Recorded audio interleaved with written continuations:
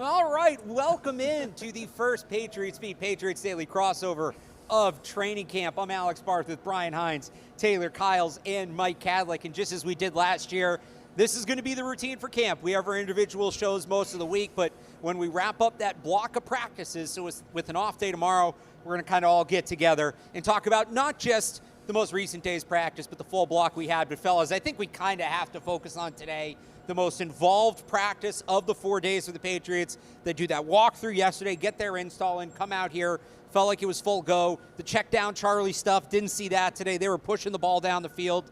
Mike, a very involved day for the Patriots. And I guess in the context of today, but overall, right, how do you feel about the first 4 days of the Mike Vrabel training camp experience, how he's structured practice, how he's run practice, how he himself, and if you want to mention other coaches, has kind of operated during practice? I would just say it feels a lot more put together than it did last season. I know we came in last year with kind of some optimism and like, okay, changing of the guards type vibe, but this year it just feels a lot more structured, a lot more like, okay, we can trust this guy. And even the first 2 days he's spoken, he's kind of put out and put together what their plan is going to be, and I feel like they've, so far stuck to that. And the one thing I'll mention about Vrabel, at least today, I noticed was that he is everywhere on the field, and he just like spreads his knowledge to basically every single position group. It doesn't matter where we're. Gerard Mayo, right?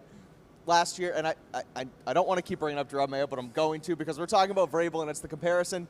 He would work with guys during practice, but it's not like he's going to go over and tell Drake May or people on the offensive side of the ball anything that they don't know, where Mike Vrabel has that breadth and wealth of knowledge, and he's with the returners, with the linebackers, he's with the quarterbacks, he's with the wide receivers and DBs. So I just think that having him as the sort of poster child, front and center guy of this new era of the Patriots, it's gone pretty good so far. Now the pads will come on later, early next week, so we'll see if things can kick it into high gear next week. But today was promising, and I think the whole first week has been pretty solid. I'll just throw this in real quick, Taylor, before you talk. In the comparison to last year, because it's hard not to do that. Right. Maybe it's unfair, but it's hard not to look at it that way. Last year, they would just come out, do the one or two individual periods, and boom, into 11s. And they would just stay in 11s. And this year is a lot more nuance, a lot more detail, a lot more individual periods, some walkthrough stuff, right? And look, last year was a more exciting camp just to watch, right? When you're in full speed 11 on 11 constantly, there's more for us to talk about. There's more to break down. There's more to react to. So that's where maybe we were coming at last year, like, this is great. We have a ton to talk about. But the goal is not to have an exciting training camp practice. The goal is to be ready for week one, and that seems to be more the focus this year, Taylor. And players and Mike Vrabel have mentioned that an emphasis is making sure the players are taken care of themselves. So yesterday they had the light walkthrough. That was in preparation for a more intense day today. Usually they haven't been in any pads. Yesterday they didn't even have helmets. Today they were in shells. So we're seeing that kind of light ramp up, break tomorrow, and then it's going to be more intense on Monday. But I'll say, beyond anything on the field, my biggest takeaway from this Mike Vrabel era so far, drama-free. We had, obviously, the Stephon Diggs stuff early. That got nipped in the bud very quickly. He hasn't really made a peep since. And I just feel like I've gotten to actually be a football reporter and not also have a credential for TMZ. So just from my perspective, I can appreciate that it feels like there's just a level of seriousness that the team hasn't had, even going back to my first season on the beat with Bill Belichick. It felt like every week someone said something kind of weird or there was some kind of internal drama festering. This year, it feels like these guys are actually locked in and focused on being the best football team they can be, rather than us having to, just scour through quotes to see, well, what did that mean? What did this mean? It's just like, it feels like they're actually headed in one singular direction. Brian? The word I would just use is efficient, right? Yep. And kind of going off what they, Mike and Taylor said, like, they have a plan from Mike Vrabel down to, the offensive assistants like Riley Larkin, Chucky Keaton. Everyone knows the plan, and they go out there and they execute it to the best of their ability. So efficient, they get what they want to get done. Again, going from like the walkthrough pace yesterday to ramping up the intensity today, it feels efficient and, what you would expect from a veteran coaching staff. And efficient was the word up until today. And look, if you want like today's individual practice recap, CLNSmedia.com, patspulpit.com, 985thesportshub.com, right? They start with that efficient stuff, and then they open it up a little more today. I thought for Drake May, that meant a little more up and down. He actually had a rough start. He overthrew a couple of open receivers, but came back, made a couple highlight throws. The one that you've probably heard about or even seen by now, the Patriots put the video online where he rolls out to his right. It's really as much a Pop Douglas play as it is a Drake May play, where Douglas breaks off his route, breaks up the field, gets open, Drake hits him over the top, big touchdown. So it was good to see that kind of rebound. We didn't always see that last year after Drake Maye made an early mistake. But Taylor, your thoughts on Drake Maye through these 4 practices? I'll say there has been some inconsistency. Like the first couple of days, he was really only going short. There were some calculated risks on the first day of training camp, and then literally he did not throw downfield the second day. Third day was kind of a wash because it was a walkthrough. Today you started to see him get a lot more aggressive, and part of that was the script. Today they were focusing on third down. So it's not first down where a check down is fine. You're actually trying to get it past the sticks. And the biggest thing for me is, yes, the accuracy's been up and down. That's been a thing for Drake Maye. That's nothing new. I would say today was more erratic accuracy than we've seen with Drake Maye in the pros. But the biggest takeaway I have is he's protecting the football. We constantly hear when people talk about Tom Brady, like his coaches, Bill Belichick, Josh McDaniels, the first thing they highlight is how Tom didn't put his team in bad positions and protected the football. The only time that Drake Maye's had a turnover-worthy play, I believe it was like the first practice. There was pressure involved, maybe a bit of a shaky decision, but that has been much more, the outside rather than the norm. So I just like that he's not, again, putting his football team in bad positions and allowing them to stay ahead of the chains rather than trying to force things and turning the ball over. Brian. The 2 times we've talked to him, once in the spring, once in the summer, the 2 kind of areas of focus for himself that he's highlighted is learning when to take a profit and continuing to be a passer when he's outside of the pocket. And I think he's done both of those things really well so far this summer. The first 2 days when it was a lot of the underneath, it was a lot of check down, right? Don't go broke taking that profit. Yeah. And then today, the play to Pop, he's outside of the pocket. He's keeping his eyes downfield. And then, as you said, Pop does a really good job adjusting his route. And now you have this explosive 60-yard touchdown because he kept his head up and he didn't try to run, just take off, get the first down. And, sometimes that can be good, right? But 60-yard touchdowns are better, right? So the 2 things that he's highlighted throughout the spring and talking to him after the first practice, I think he's done a good job at both of those Mike. so far. Yeah, it's the understanding of the offense to me and kind of what they want to do and what the goal is every single day. We talked about it, you said it a couple times there, but that taking a profit day where really that seemed like their goal, and that's exactly what he did. He didn't try and go force anything, even if it was there. He took the check down, he took the short throw. And then the other thing is just the bounce back that you mentioned, Alex, where today, but then also earlier this week, there was a practice where he I don't know if he turned the ball over, but he had a couple rough throws, one that should have been a turnover to Jabril Peppers on day 1, and then he bounces back from that and has a solid day and continues to kind of trudge forward. So I just think that that's promising. The fact that he's understood not just what they want to do, but actually, executing the offense so well through 4 days. It's his rookie season in Josh McDaniels' system. So when we saw like a Mac Jones in his rookie year, he picked it up really quick. He's known as that cerebral quarterback. Drake Maye is showing that in his quote-unquote rookie season too, so I think that's been pretty promising so far. Taylor? One more thing I feel like it'd be remiss not to touch on is how yesterday Garrett Bradbury said, I have to remind myself this is a 21-year-old kid because of his maturity. I think that's one, maturity on the field, which is something that I feel like doesn't get appreciated enough when you have young quarterbacks that are willing to make the smart decision and, again, not put the ball in harm's way. We also know off the field, Drake Maye is dialed in. You have a 22-year-old who wants to get better, wants to bond with his teammates, wants to be a better leader. Bradbury mentioned how he's asking about, Kirk Cousins, what would Kirk do in this situation? And I just really appreciate that because, with the Mac Jones experience, it was a little different. I'm not trying to, poo-poo on Mac Jones, but there was a certain level of immaturity that I think we always kind of felt under the surface that started to kind of bubble up as things got tougher. But it feels like Drake Maye really is dialed in, and I don't want that to kind of fly under the radar. And they need to be locked in. Just a quick note on the backup quarterbacks. It's been a slower start for Josh Dobbs. Yeah. He had one nice downfield throw today, but he's had a couple turnovers, some inconsistencies. Ben Woolridge, he'll sling it. He actually goes out there with the gunslinger mentality, but he's still clearly pretty far away. I want to talk about the guys that they are throwing to, but first let's hear from our friends at Prize Picks. Is powered by Prize Picks, the best place to get in on the action, even throughout the summer. There is still baseball, there's women's basketball, and Taylor, we are right on the cusp of football season. There will be preseason games loaded up on Prize Picks, so if you want to get in on the action, head over to Prize Picks. Use code CLNS, you get $50 instantly after you play your first $5 lineup. Prize Picks, run your game. Shout out to our good friends over at Prize Picks. Head over there, use code CLNS. You get $50 instantly after you play your first $5 lineup. Red Sox hosting the Los Angeles Dodgers once again at Fenway Park tonight. No concessions, but you can get in on that action. Who's pitching tonight? Do we know? Crochet, yeah. Crochet Kershaw, right? Crochet Kershaw. Let's take more on both their strikeouts. I don't know the number off the top of my head, but I think it's going to be a strikeout day down at Fenway. So, again, head over there, use that code CLNS, $50 instantly after you play your first $5 lineup. Prize Picks, run your game. What did I say? Did you do the strikeout day on purpose? Strike? No, I didn't, but I like it. All There right, we go. give Very credit. good stuff. Take don't- credit, Yeah, please. good job, Mike. Wide receivers. Obviously, this has probably been in look. It's ultimately going to be the Lions, going to be the most talked about group. Once we get there, I do want to get into some quick offensive line stuff, but that will be next week when the Pats come on.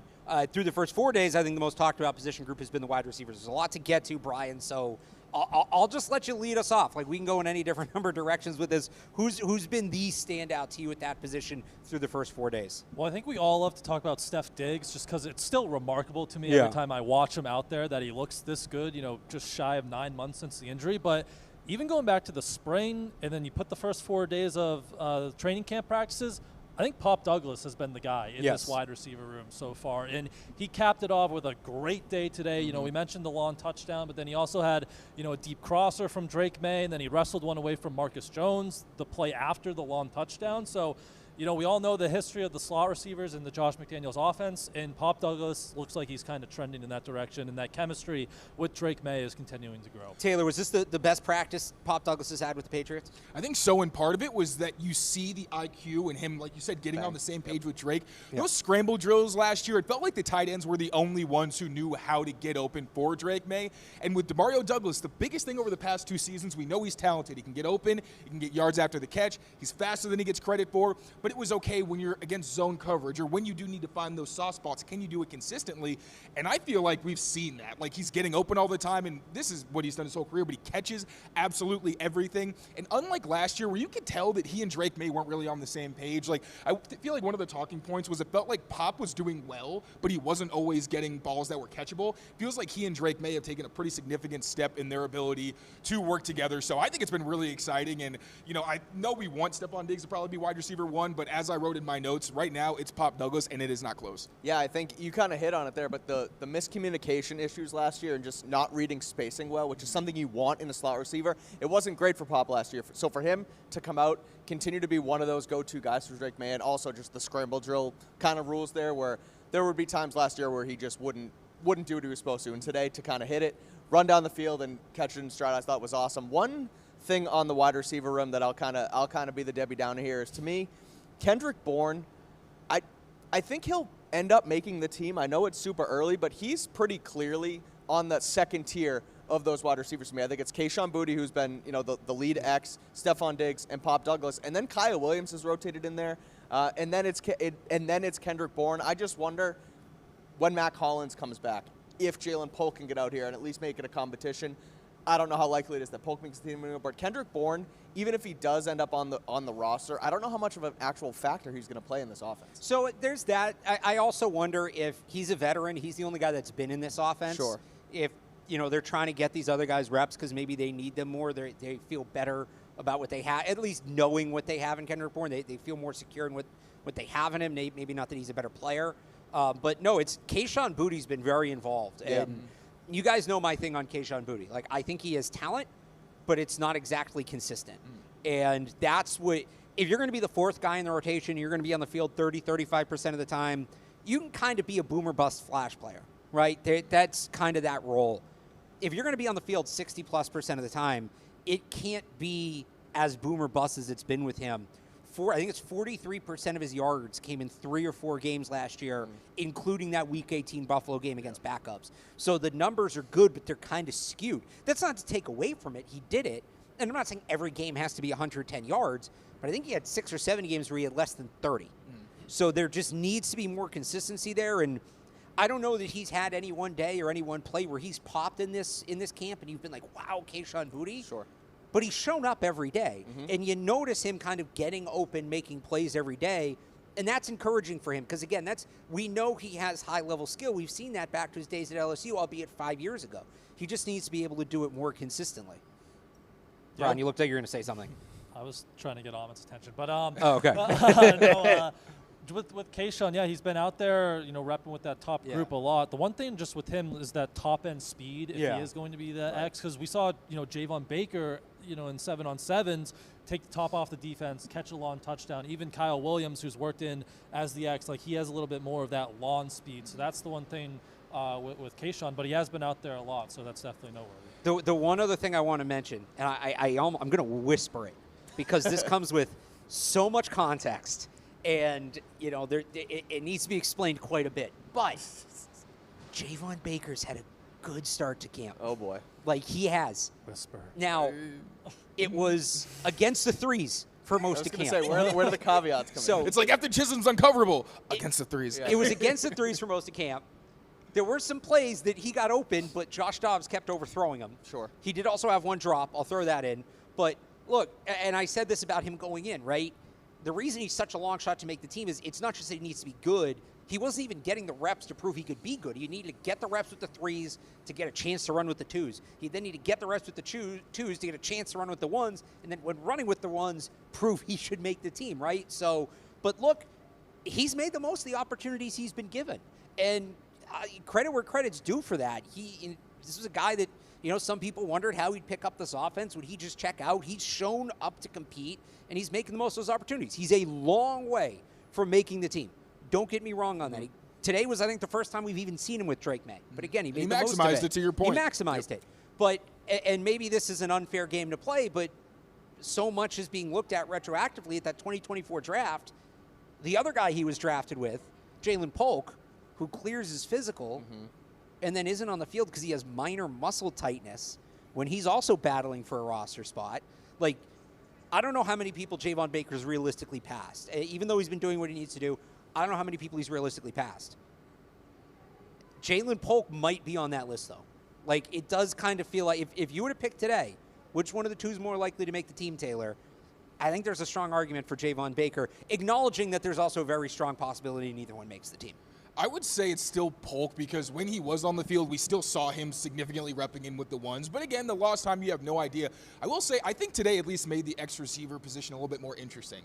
With Kayshawn, I'll say, I feel like in years past, we always talk about how there'll be, like, he'll make these crazy catches. Yeah. But then he's also going to have a drop where you're just like, come on. And it's like every day, it's a really big high and then a really big low. Or he just has 3 or 4 days where he has no catches. Right, and this is the first summer where it's like he does have a catch every day. He's not making mistakes that stand out, and it's always like the curls. It's Nelson Aguilar. Like, if you have one route that you can run well is that sacrificial X, I'm cool with it. And also, just it feels like Kayshawn is keeping his head down in a positive way where it's like he's just working, grinding, whereas in other years he even admitted that he wasn't really as locked in as he needed to be. And I've kind of had Kayshawn Boutte as a bit of an afterthought, so it's been nice to see that he's at least taking advantage when he does get those chances. And we know he's a good run blocker, which will likely endear him even more to McDaniels once the pads come on. I will say, yes, Javon did make the most. He beat Jalen Hawkins on what looked like a little Dino post where he gave him a fake outside and then went vertical. But Javon's always been able to do that. For me, it's never been a question of can he win deep. That's why I loved him so much. I need to see him do this day after day after day. And maybe when you do get that one opportunity, that opens the door for more, so I hope he does that. And then the other guy in that competition, Kyle Williams, he's also been inconsistent as much as you'd expect from a rookie, but there's also a level of engagement he has with the rest of the room, the veterans, that I think is promising for his future. So I think at least the X receiver position is a more interesting competition than it's been the past couple seasons. Mike. I would say it's Javon Baker right now by a hair, and I just think it's cliche, but the whole best ability is availability. Like, Jalen Polk has to be out here. I think once the pads come on Monday, if he's not out here, that is the telltale sign of, okay, he is not going to be on this roster. There's too much riding on it, and the fact that, Alex, you mentioned it, the minor muscle tightness. Like, again, I don't want to speculate on what his injury is or could be, but if you're that much on the block as a second-round pick, they put this draft capital into you. You have to be able to show up and be there for your team and your teammates, and you hope that he's behind the scenes, and Mike Vrabel mentioned he's able to kind of stay along with the install and understand what he has to do and know, spacing rules, etc. But to not be out there actually getting that chemistry down, I think Javon Baker, we mentioned it a couple times, but he gets an opportunity. When I saw 6 come on the field in that first team, I was like, I had my eyes on him right away because I was like, what is he going to do with this opportunity he's given? And he takes it right away, double move, touchdown, and didn't celebrate like he did earlier in the offseason. He went right back to the huddle and kept it going. So I think that's good stuff for Baker so far. Again, long shot to make the roster because of how full the room is, especially when Mac Hollins comes back. He's not a guy who's going to get cut if he does get activated off the list. But I do think right now it's Baker slightly over Jalen Polk. Brian, real quick, if you had to pick today, Baker or Polk? I'd probably lean Baker just because of the positions they play. Right? There's a lot at that kind of Z slot, and with the X and that little top end speed that I talked about, I'd probably lean Baker. So again, you guys know how I do this with camp, right? It's credit where credit's due. I'll be complimentary of a player, even if I don't necessarily think he's going to make the team, because if you're out here and performing, I think you deserve to be recognized for it. Credit where credit's due. Javon Baker, I think, has done as much as could be asked of him. He did have one drop. Short of that, he's done a good amount here over these first couple days. Still a long way to go to have a chance at making this team, but if it's going to start somewhere, it was going to start like this. Quickly on the offensive line, the pads will come on Monday. That's when the evaluation will really begin.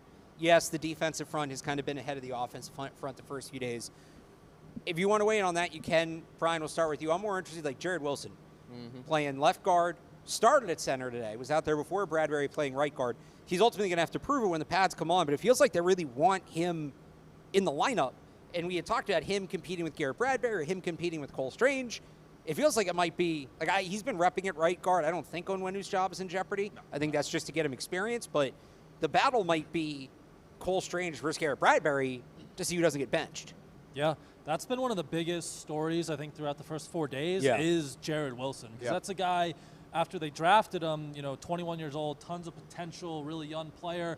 You say, okay, like he could maybe push Garrett Bradbury, who struggled last year, week 1. But then you get out in the spring and he doesn't participate, because of an injury. He's limited. And then you say, okay, maybe we have to reel that back a little bit. And maybe you're looking at a mid-season takeover of some sort. And now, you hear Mike Vrabel say he's such a good learner. Even though he wasn't on the field participating in the spring, he was able to stay engaged mentally.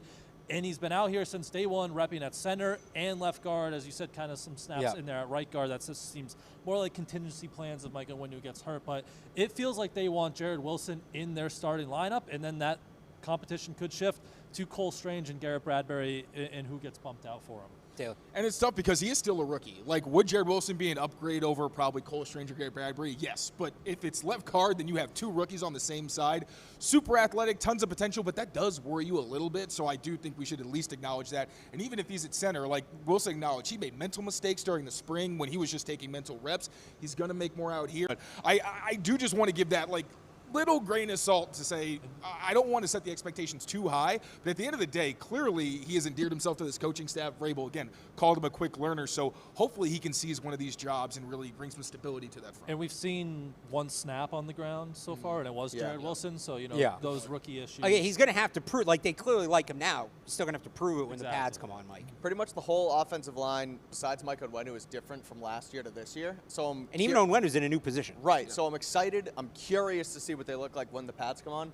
These 2 rookies in Will Campbell and Jared Wilson, even though the guys around them aren't superstar talents, they're a great group to learn from, right? You look at Will Campbell learning from Morgan Moses on the other side. You look at Jared Wilson learning from a Cole Strange and a Garrett Bradbury who, Cole Strange hasn't been the best NFL player for the last couple of seasons, but he's someone who, and Jared Wilson said it today when we spoke to him and Garrett Bradbury have been open books. They've been nothing but awesome. They don't look at it as a competition. They look at it as 3 guys playing for 2 spots. May the best one win, and the best 2 win, and may the best 2 help the team win, which I thought was really cool to see. So excited to see what they can learn from those guys, and I think just Brian mentioned the potential for Jared Wilson. I think that's exciting to see, and it does seem like they're kind of trying to shoehorn him into one of those 2 positions, whatever it may be. So it's promising for the 3rd round pick. All right, we've been going for 20 minutes, and I know we are up against it, but we should talk about the defense a little bit. I know it's all right. It's mostly with the pads on, but just Mike, your big takeaway on the defense through 4 days. Big takeaway on defense. Christian Gonzalez is A, stud, B, looks ginormous. He looks like he's put on even more weight. He looks like he's going to be able to, be good weight, muscle. Yeah, correct. Be a bruiser as much as he is sort of a finesse cover guy. The other one I just had in my head, Carlton Davis being in and out is kind of a question mark. We'll see what happens with him and his health once the pads come on. But overall, just a unit where Robert Spillane comes in, new guy, Milton Williams up front. That front is going to be dominant with those 4 guys. And potentially, Mike Vrabel mentioned a Christian Wilkins potential as well, signing him. I don't know if it'll happen, but if you can get that guy in with that unit, it'll be even more exciting. So that front mixed with Christian Gonzalez looking pretty dominant already. Good stuff. Speaking of that defensive front, Robert Spillane has been a hard guy to miss. Every day he's making a play, whether it's just teleporting to the point of attack on run plays or diving and making plays on the ball. I don't want to get too much into it because I have more about Robert Spillane and what he did today. But seriously, when it run and pass, he seems truly like the leader of this defense. And when you ask anybody about him, they all note his vocalness, the leadership that he brings, his ability to get everybody on the same page. So I'm really pumped to see what he brings on all 3 downs this season. Brian. This defensive line is really freaking good, man. Every single one of them.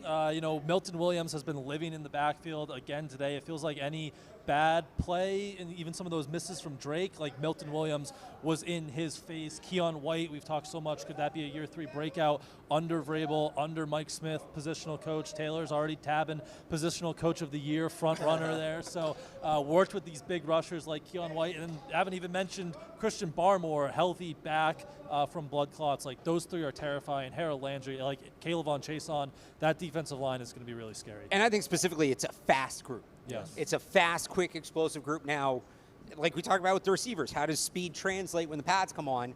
That's going to be something big to watch next week. And Taylor, I'm with you on Spillane. He's kind of been flying around everywhere. Again, quickly down the line, Brian, we'll start with you. Your biggest surprise from the first 4 days. Biggest surprise, I'll go back to Jarrett Wilson. Still, just the fact that he's in there so much after being limited throughout the spring.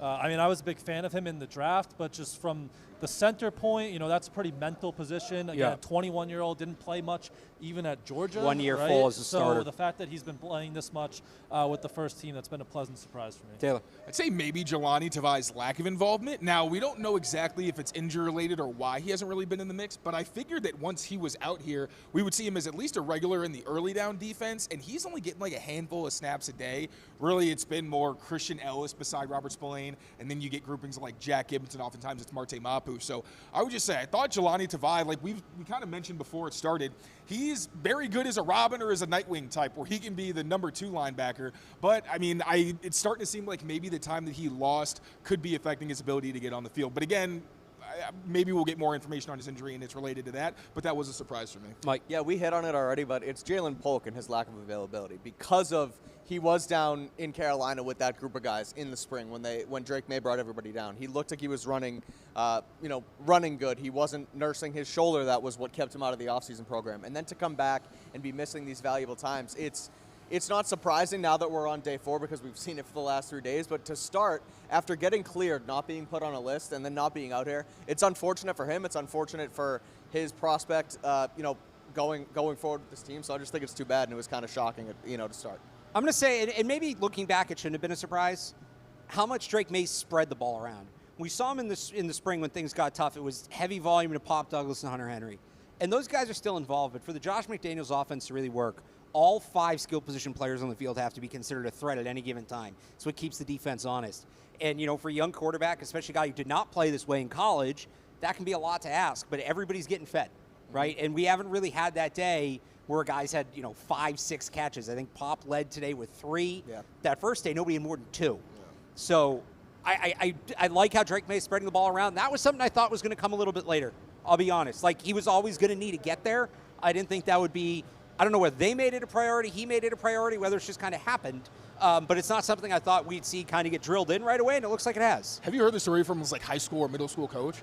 Like, when Drake was younger, apparently playing football, he would actually keep track of how many targets guys had. Okay. And if he saw that they didn't have enough, he would actually make an effort to get everybody involved. So, but to that point, and also Josh McDaniels being a guy where Kendrick Bourne specifically said, you don't have to be a starter. If you're a guy on the bench, he'll find a role for you, and he knows how to use people, and he wants to get everybody involved, something he said has been missing from the offense since Josh McDaniels left. So I think that's another really exciting part of this Drake May-Josh McDaniels pairing, is that they do care about making sure everybody gets fed, and it's going to be hard for defenses to dial in on one player because they're not going to funnel the offense through just one guy. Can I throw this out there too, just as the way the offensive coaches execute practice? Now, I wasn't here for Mac Jones' rookie year, so I didn't see how Josh McDaniels works an entire practice, but to me, it's kind of surprising for someone who is supposed to be the fiery guy, the hands-on guy, the knows everything about the offensive head coach type of guy. All he does, and I don't mean all he does, but what he does is kind of sit back with his play sheet, headset on, call the plays through the helmet, and let's practice go that way. And I'm sure when they get to the meeting room and things like that, he's on them more and diving through the tape. But it feels like Mike Vrabel is running the offensive practice while Josh McDaniels is calling the offensive plays.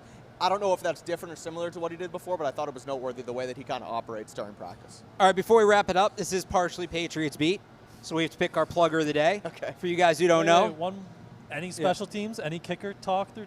So it's tough because you're right. Good call out. Do we even get the official stats yet? Not yet. No, we're working. they're kicking the far away now, so you really can't tell.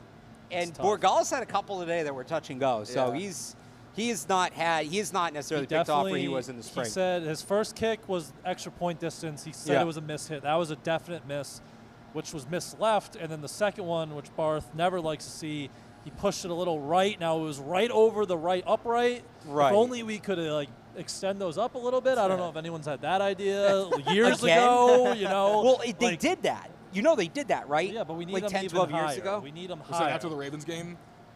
I think so, yeah. So it was just over the right upright. So either 3 or 4 or 2 or 4 for Borgalis. Parker Romo had one right over that right upright too. So he was either perfect or 3 or 4. So it's tough. We're working to get the numbers. Hopefully we can get I have a question on that. Are we really, is this really a competition? Yeah. I know it's a kicking competition. 6th round I pick, think if one guy isn't missing, then, They're going to cut him and they're going to go with John Parker. I don't think they're going to. I don't think it's a 50-50 competition the way it was last year. Sure. I think there's a little more to it. I think Borgalis, probably has a little more leeway as a draft pick. But, yeah, there were other things involved here, but Justin Rohrwasser lost the job. He was a higher pick than Borgalis was. That's fair. Again, Specific situation. That was a very specific situation. It was, but he was hitting the porta potties, Taylor. Okay. He was nowhere close. Fair. So I'm saying if Borgalis, You were here, but I only know what I knew as an outside year. observer. Okay. I understand it's not the perfect example because there are other circumstances, but I'm saying I'm just being a jerk. If Borgalis is hitting the porta potties, yeah, you have the conversation. Yeah. Also, to raising the goalposts, laser pointers. something. Laser pointers, that hard, really at night, just lights. That would Yeah. look cool. Is Lights are in they the top of the literally as high as goalpost. they can be without being a safety hazard? Is that why they can't add another foot? Or would they get too windy? They or something? they We were kind trying of to- blow, and you don't want them bending. Right. There's a famous game in Buffalo where during field goals they had to have guys come out and hold them still because it was so windy. But anyway, plugger of the day. For you guys who don't know, we do this on Patriots Beat. It's basically just player of the day. We call it that because there's a whole rambling backstory. Go back and watch the day one video that me and Brian did. It's explained in there. Me and Brian, we'll pick first since it's our thing. Who's your plugger of the day today? Hard not to go Pop Douglas. The highlight touchdown, which Patriots Socials posted. If you didn't see it, go watch it. And then a couple other catches. The crosser from Drake, wrestles one away from Marcus Jones. Even in sevens, playing with Josh Dobbs, down the right sideline. So he's been their best receiver, throughout the offseason. So plugger of the day, one-time plugger of the day, Pop Douglas gets on the board for the first time here. Taylor. I'm going to go with Robert Spillane.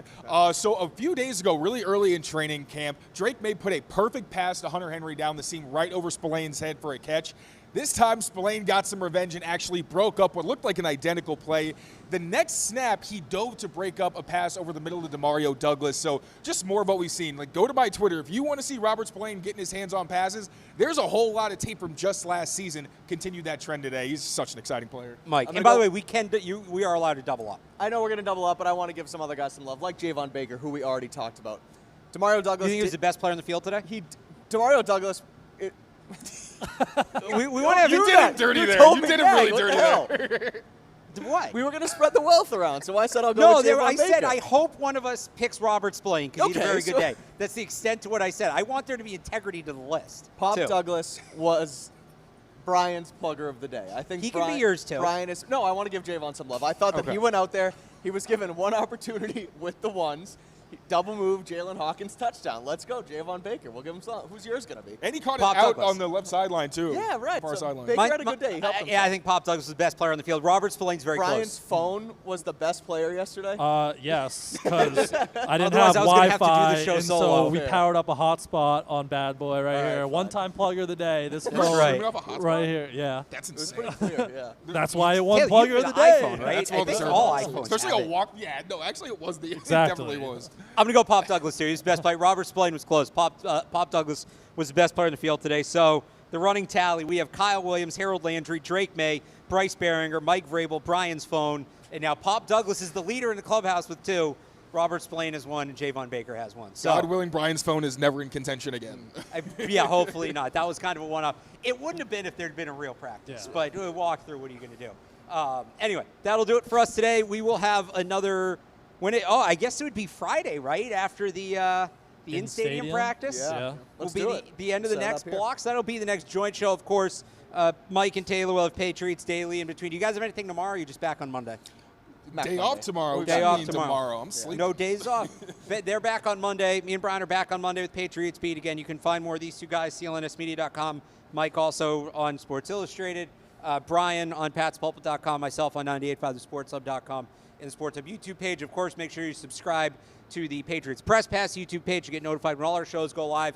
Andrew Callahan, Greg Bedard, they'll have some stuff coming, I'm sure, from today's practice and training camp as a whole as well. Amit, great job behind the camera as always. Till the next one, for Mike Kadlick, Tayler Kyles, Brian Hines, I'm Alex Barth. Thanks for tuning in. We'll talk to you next time. I'm Brian Hines.